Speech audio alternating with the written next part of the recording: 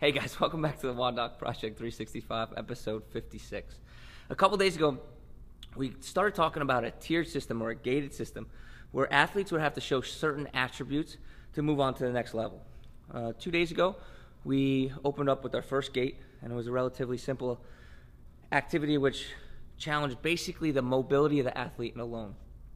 We went on to tier 2 yesterday, and that was a little bit more challenging because the athlete had to show somewhat that they had the ability to have the functional mobility and the functional stability along with having that range of motion.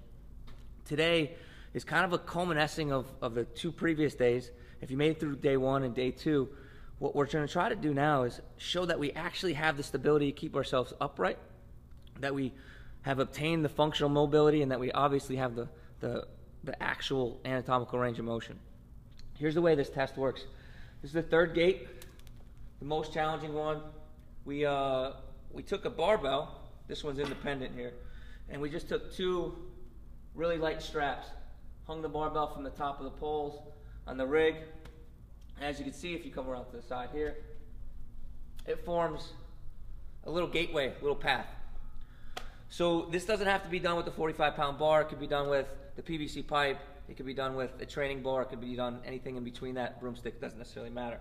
But what's going to happen is the athlete's going to go ahead and take their overhead grip, what they would use for their squat, step inside here, put their heels against the barbell itself, the bottom barbell, and it's like operation.